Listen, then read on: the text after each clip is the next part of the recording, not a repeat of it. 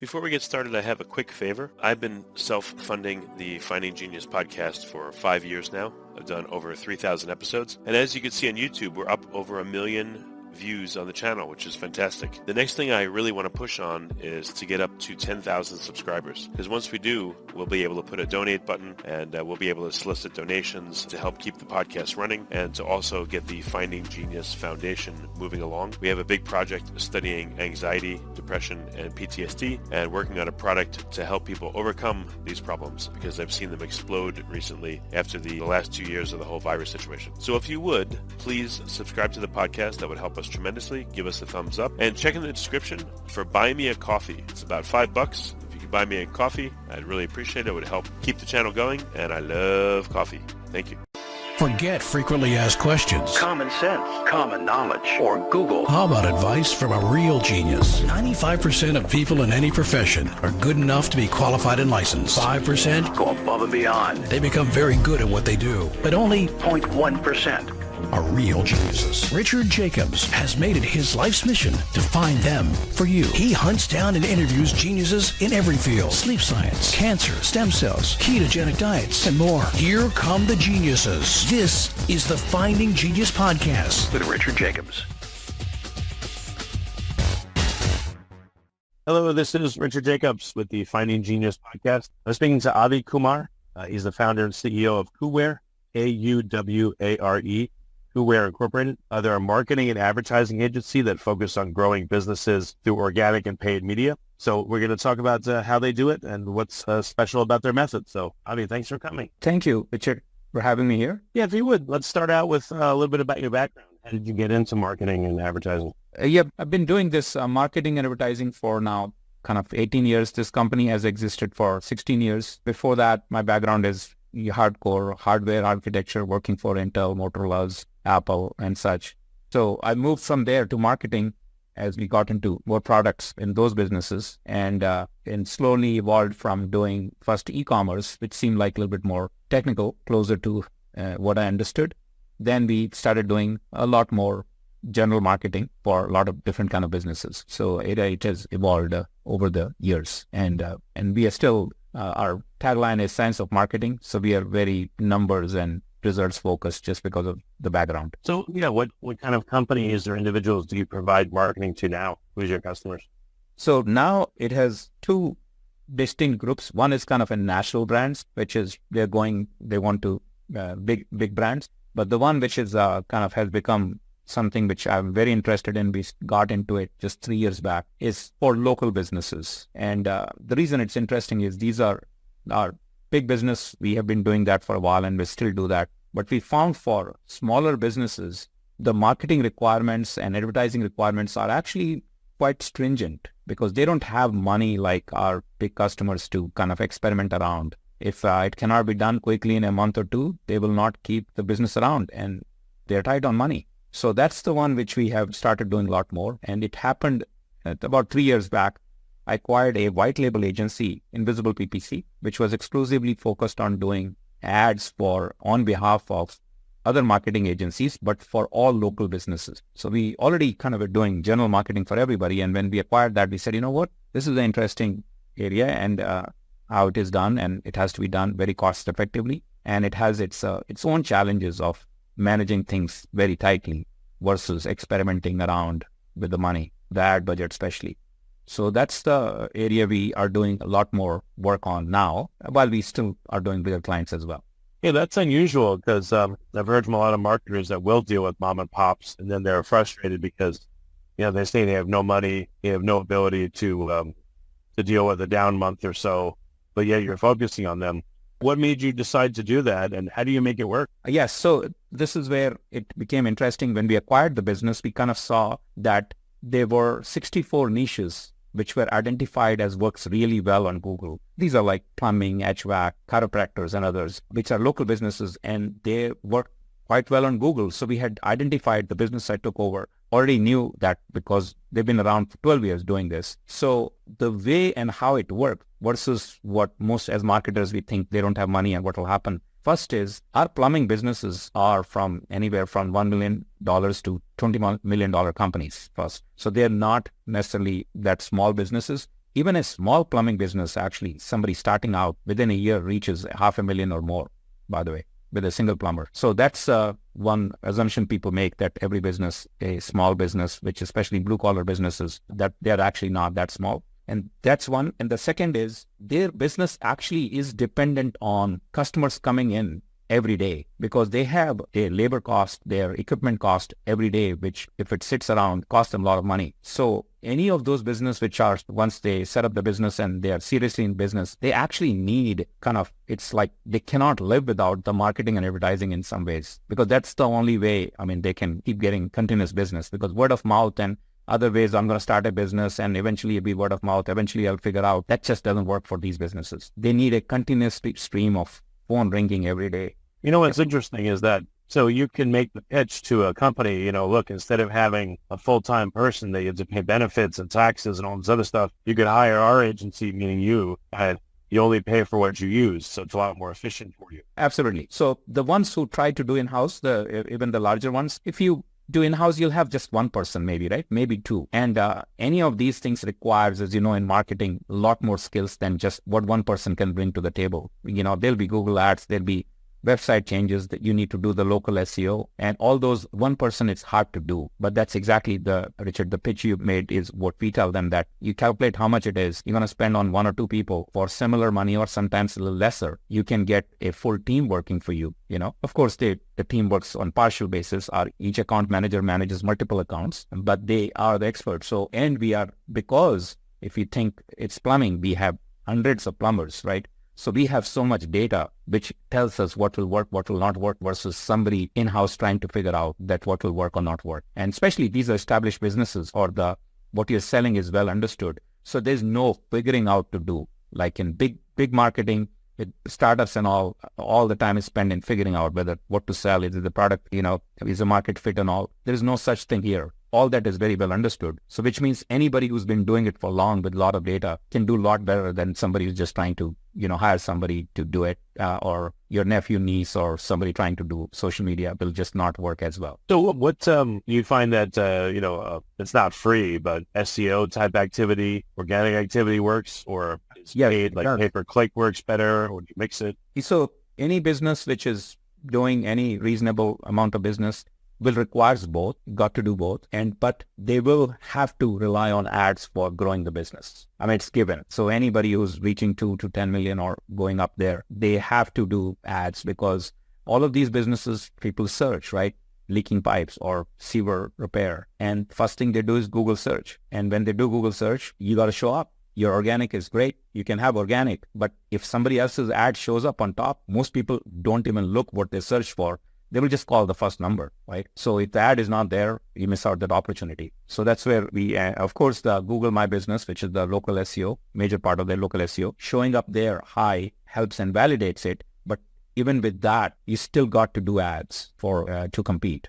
So the combination is what is needed always. And Google is the major part of it. Then, of course, there's Meta as well. So we do a combination of Google, Meta, and SEO. Are there times where you do the marketing and it just, for some reason, it just doesn't work? Yeah. You get traction?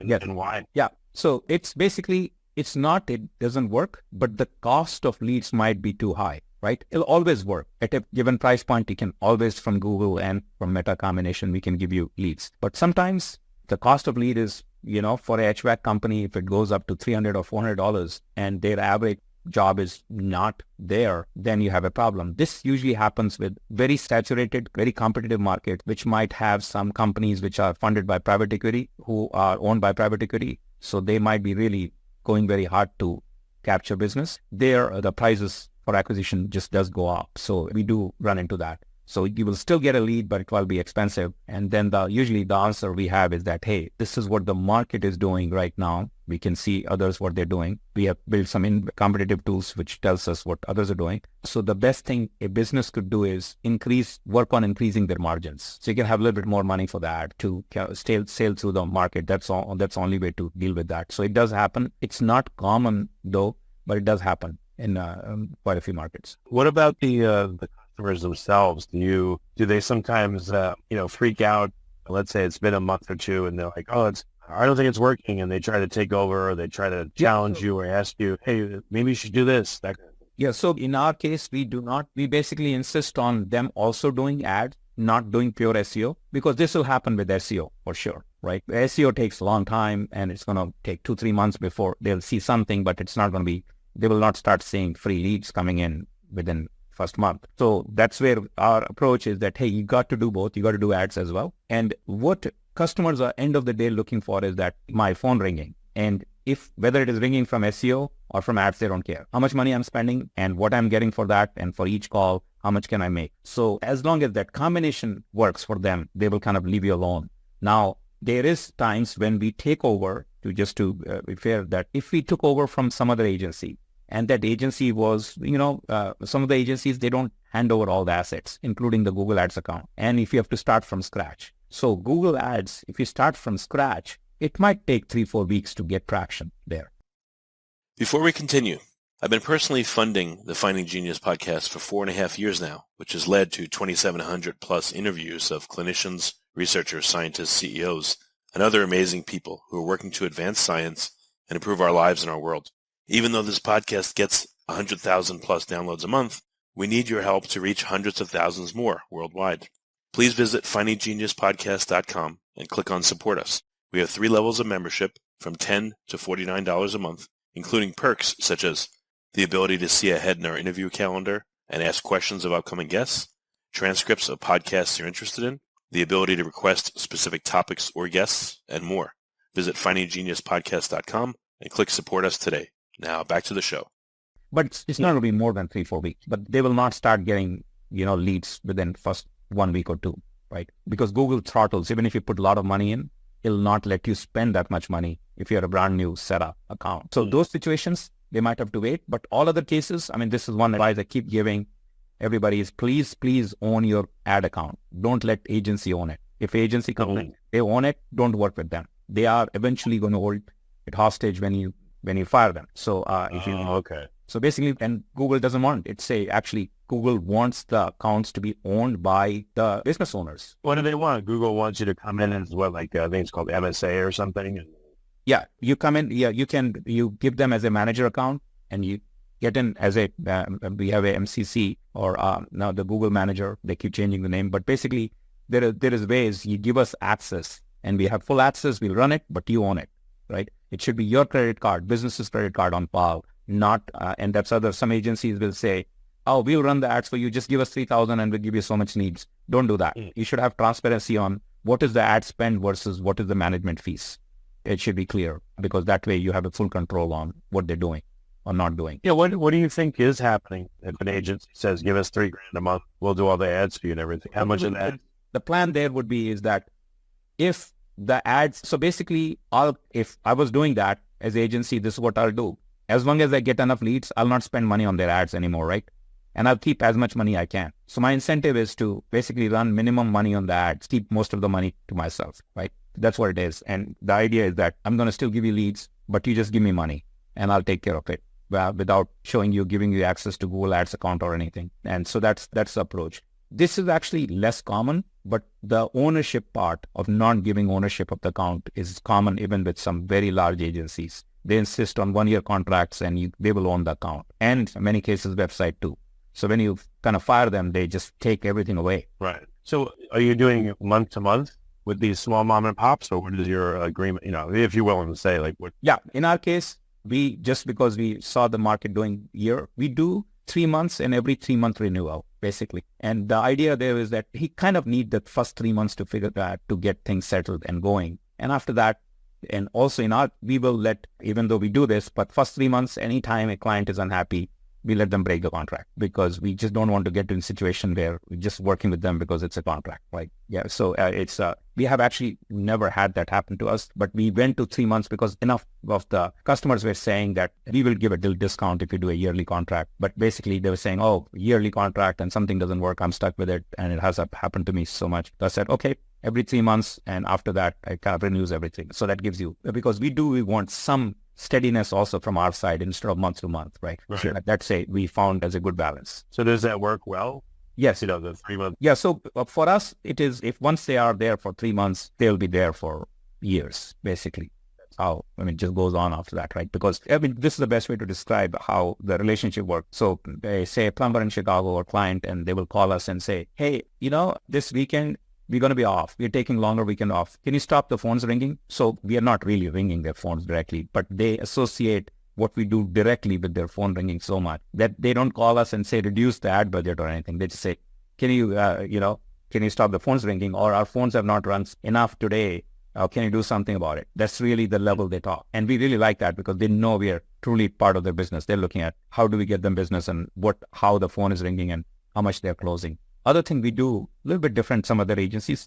We are not the only ones who does this, but we found that's a good practice. We actually follow every call through, listen to every call recording to give them feedback. And then we also follow the revenue pipeline. So we get access to the CRM and we actually show them and collect the data on for each call, how much money you actually ended up making, the ones which converted. And why is that important? Is that so you can demonstrate that it actually is working, or why? Yeah, correct. And then the business can directly see the line from the money spent to all the way money made. And then for us, that tells us the reason it is important to us to listen to the calls is, here's the example. They might say, oh, we do septic systems, but then a call comes in and somebody asks for septic and their staff says, oh, we don't do septic. And if we were not listening to the call, there'll be many of those missing and we are advertising for septic, right? So, okay. We listen in and we say, hey, do you really guys do? They say, oh, no, we don't want those businesses. If you don't want, you should tell us because we are advertising. You take that off, right? You're wasting money on that. So, what surprises me is most businesses don't answer the phone. And even if they're advertising on pay-per-click, I'm very familiar with it. I know what pay-per-click looks like. I can't tell you how many times I call the plumber or whoever. They're paying for pay-per-click ads. They didn't even answer the phone. Yes. What's wrong with you? Yes, correct. And we track that also, unanswered calls and everything, and we push back on them with the clients, right? That we have a requirement that, hey, either if you say 24/7, so there are a lot of these business. What do they tell you, by the way, when a client is not good about answering the phone? Are they usually, is the boss surprised, or they give excuses, or what do they say? Yeah, so usually, at least our clients say good, and they say, hey, that's way too many. We need to figure out what happened. In one case, they changed the phone system. They were so mad at missing too many calls. So whole phone system got synced because phone system was not directing correctly. So the owners are very happy to see that we actually give them a report on how many calls didn't go answered, or how long the wait was, or how many went to the answering machine, and did we follow up or not. We track all that. So it's we get into their business a little bit on that part and make sure that happens. And it is actually self-serving for us too, because if we can do that in long run, they'll keep us around forever, right? No, that's excellent. So do you have to tell the businesses, and you have to give them a talk, like a heart-to-heart talk, before you start working with them? How do you qualify them and make sure you're not going to work with someone that's just going to not listen and obfuscate and just be a problem? So there are two situations where we will fire a business or not work with the business. Of course, probably three. If they stop paying or something, of course, everybody will. That's one. But the two situations are, one, if they are rude or not working very well with our account managers. So we have our account managers can fire any of our businesses. So if they are, which happens sometimes, that they are just not, nice to the account manager and not professional. So we value our employees. None of our people are contractors. They're all employees. Even the offshore ones, they're all employees. So that's one thing we don't allow. And then the other one is what you're describing, that if we see that they consistently for a couple of months don't listen and are missing business opportunities, we will usually tell them that we want to move on, because the reality is that if not now, 3-4 months later, we will be fired for sure, because they're going to blame this didn't work, we might as well move on, because they're just not doing their part. And then the other scenario which you described, not answering phone, sometimes it happens is the people who are answering phone, they're just not very good. Then we do give them feedback, hey, get them some training. We don't do the training, but we recommend get your salespeople answering phone some training and get them. Other scenario is what we call a wrong service call, where if they want to get a competition call, if it is a ABC HVAC, and the call is for XYZ, and we might be intentionally advertising XYZ, if their person picking up the phone and says wrong number, they just wasted an opportunity, right? So they need to be smart enough to say, yeah, we are not XYZ, but we are a HVAC too. Oh, interesting. And that gets business. That works. Yes. That's funny. So how much, I know every business is different, everything's different, but what is a possible result from your work? I mean, how much have you been able to improve some businesses? So usually, even with some who've been just working with big box agencies, etc., even in those, because they do follow certain level of standardization, even with those, we are able to drop the cost per acquisition on 30 to 50%. So that's a good and if they were doing it in-house, then we could really half their acquisition cost easily. But otherwise, we'll be able to drop it from wherever they were. That's the one measure, that whatever you're paying for acquiring a real customer, paying customer, with us coming in, we can drop that cost is one. And the second one is many customers who are, their problem, the growing customers is, I want more calls. I want even more. I'm getting 2 more trucks. Can you get me that volume? The challenge there is now you're trying to own the whole market. So the cost of acquisition goes up, right? If you're competing in the same market and you just want to get a lot more. So that's the other one. That's the other measure which we look at. Those are the situations we start diversifying and going more to Meta and using third party like Yelp and others, a combination of everything. That's how we get them the volume, because they're really interested in the volume, even if the cost goes up a little bit. Has there been an industry or a business you just couldn't help? Like everything you did and it seemed like they were cooperating, but it just didn't work? Yes. So the painting businesses, we have had trouble sometimes in some areas, because when they say, oh, we're going to do only, the business said, we want only exterior painting jobs, and we want only in this outskirts of Houston, just this area. So there's not enough calls specifically for, they're expensive basically, if there are few, because he's competing for those. So those ones are the ones where we kind of said, it's just not work, what you're trying to do. Their reasoning was that it's more margins outside. They said we can do inside, but we don't want to do it.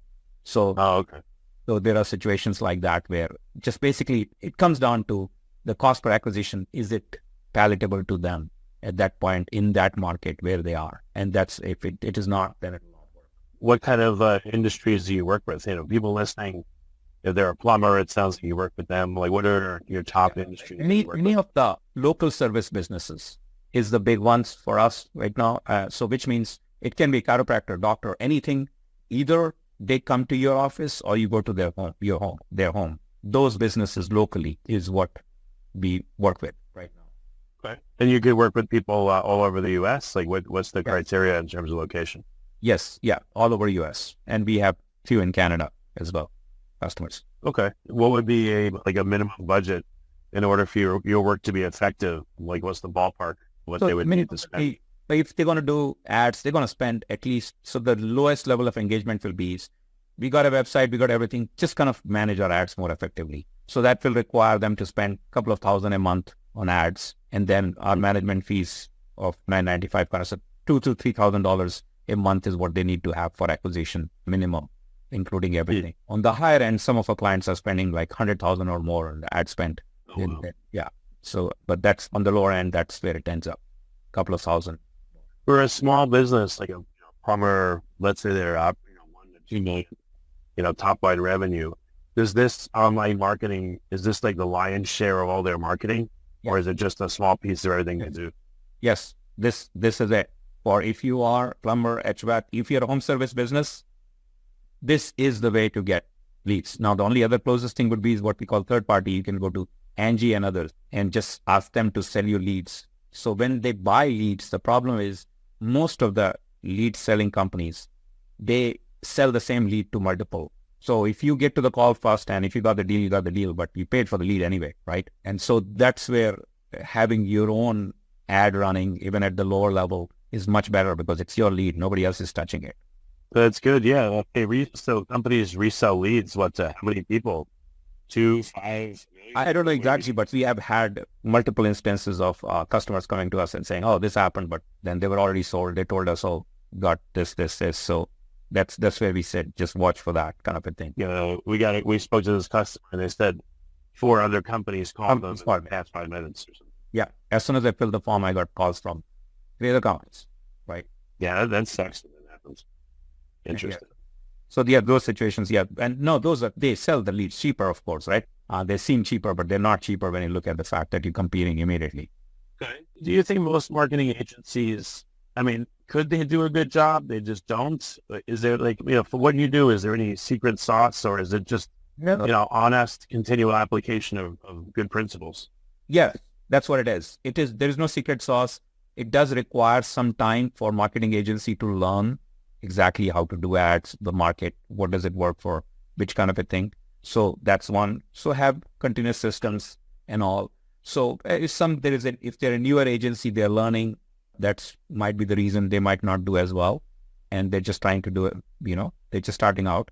The larger agencies, they have a little different problem. They have systemized it too much, and they want to fit everybody in their cookie cutter system. That's how their margins work. And the main complaint we get from those agencies is, I have actual instances of somebody who's in a contract with a large agency, and they tell us, I want to leave, but they're not letting us leave.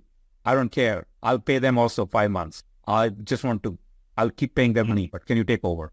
We hate them so much because they don't talk to us. They don't respond to when we ask them questions. And of course, for us, it's great to hear. Why is the market like this, right? That's terrible. Yeah, but that's actually happens quite often. So what we do is, in that situation, we recommend to them is that basically reduce your budget or whatever to the lowest level of spending, so you don't do that, and we'll take over, right? I had I won't say the name, but I had a CRM that was so bad, and they kept switching account managers on me. And after a little while, the account manager would reach out, and I said, I despise your company. The second I can leave you, I will. And I tell everyone I know that you're the worst company on earth. And they're like, okay. And they left us alone. But it's because they were just such bastards that I hated them, so I understand what you're saying. That's a horrible way to be. Imagine that the only way you can keep your customers by putting a gun to their head. Yeah. Otherwise they despise you.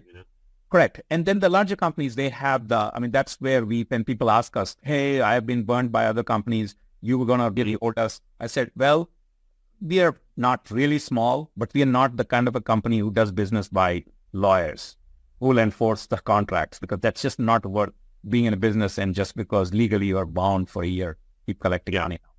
Right. One of the last questions I wanted to ask you is, what is it like to work with large brands versus these smaller moms and pops? Like, what are the challenges that large brands have? Yeah, so the large brands or startups, or sometimes the large brands who have startup companies within them with a lot of money. So the challenges there is, the small brands, it's very, very, very satisfying, by the way, working with them, because the owners, they kind of love you.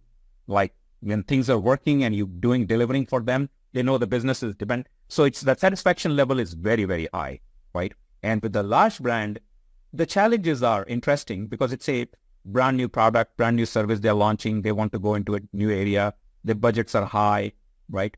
So there's a lot of money. We've been actually fired by a client because they wanted us to spend, it was like $500,000 a month on ads. And I was not willing to, and this was because it was a large enough client, so I was personally involved. I was not willing to spend more than $200,000 because we were losing money. And they said, why you have not spent all the money? And we said, well, it's not profitable. And so that's sometimes the large brand problem is a very different kind of problem that they just want. And we were making 15% on that $500K. So by spending that money, we would have made even more money, but it was just not making sense to us, right? So it's a very different kind of a problem. And I wish I had understood that, of course. We would have just spent the money, right?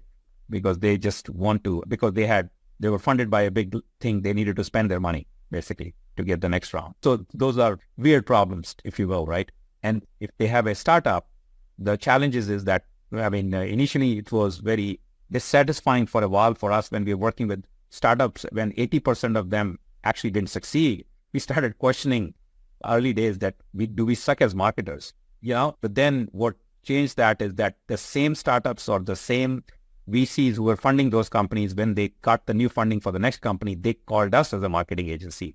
That confirmed to us that we did everything right. It was just not the right product at the right time and or right price. Something was off about the product or thing, because it was that. It is hard. Yeah. Sometimes you feel like, you'll never get another customer, and then you get another one, and then you feel like you'll never get another customer, and then you get another one. It's weird. Yeah. That's where things. And then, of course, they require more time and energy, and everybody larger ones. But there is they're different kind of budget is not an issue. You don't have to question about the tool. Just get whatever you need to get. Just do it. Right. Okay. So how can people get in touch with you to get help? Yes. KUWARE.com, KUWARE.com is the best way to go there, and I can fill a form. If you want to reach me directly, it's just Avi at KUWARE.com. Just send email, and I will respond or get you in touch with the right person depending on what you need help with. And what does KUWARE stand for? What does it mean? Like, where does the name come from? So it's a KumarWare, short for KumarWare. Oh, Yeah, this is a long time ago when I started my undergrad. I had a small kind of a product company and I needed something quickly. So I just named it KUWARE at that time, and then I kept it along the way. you can joke and say you do brand awareness. Yeah. Yeah. Very cool. Okay. Well, very good, Avi. Well, it's great to talk to you, and thank you so much for coming on the podcast. And, it sounds like it's very reasonable what you're doing. So, if listeners are interested, they should definitely go to KUWARE.com. Thank you. Thank you, Richard. Good talking to you as well. If you like this podcast, please click the link in the description to subscribe and review us on iTunes.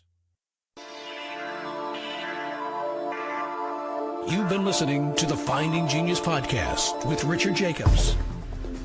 If you like what you hear, be sure to review and subscribe to the Finding Genius podcast on iTunes or wherever you listen to podcasts. And want to be smarter than everybody else? Become a premium member at findinggeniuspodcast.com.